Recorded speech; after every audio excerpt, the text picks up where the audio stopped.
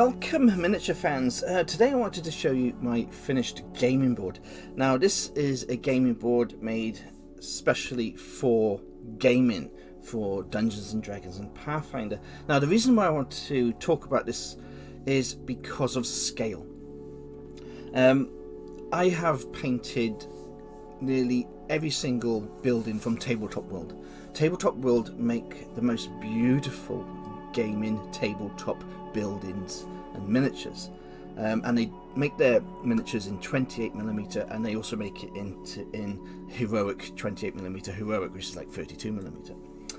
But even with that extra size, when you actually get to the table and you want to go inside the buildings, maybe have a fight, a bar fight, there is no room.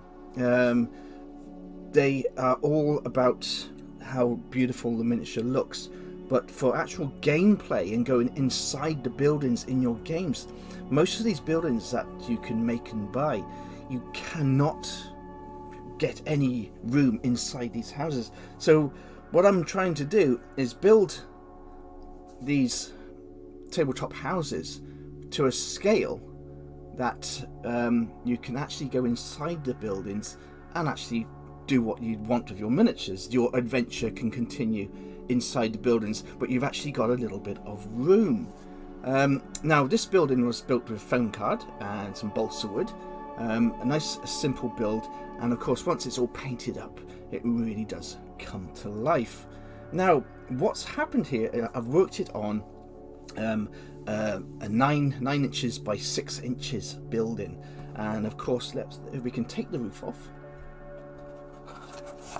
So once the roof has been taken off the building, we then have the interior, and because we have overscaled the building, we can actually go inside and play our games. So what I've got in there is some bar scenes, we got some tables, and of course I've used foam card for the bottom of the little tavern here, and they've had their squares, so everything is a 1-inch square, so perfect for Pathfinder and Dungeons and Dragons.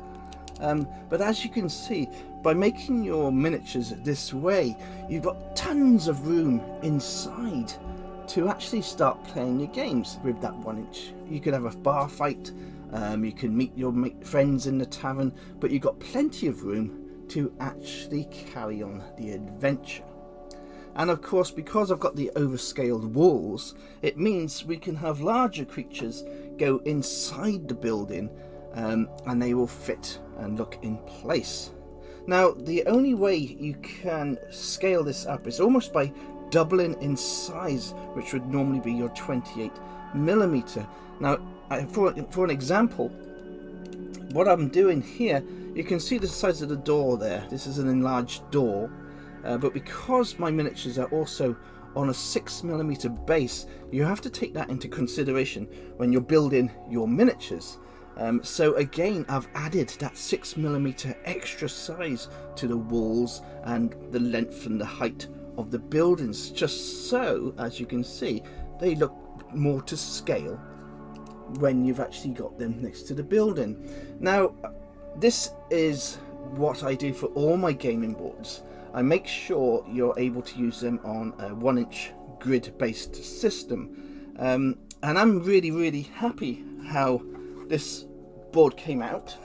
Like I say, it's quite a simple little build for the house. I haven't gone into major detail or done extra rooms, because you can add your own furniture. Like the furniture inside there is from a bar set, so I can change that and I can make that into a different room if I wanted to. This could be a manor house, it could be a tavern, it could be a barn, it could be anything you wanted.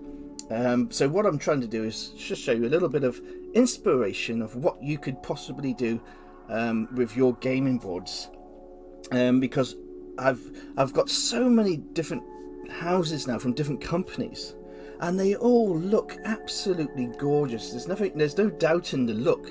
I mean, Tabletop World, for example, are the most beautiful miniatures.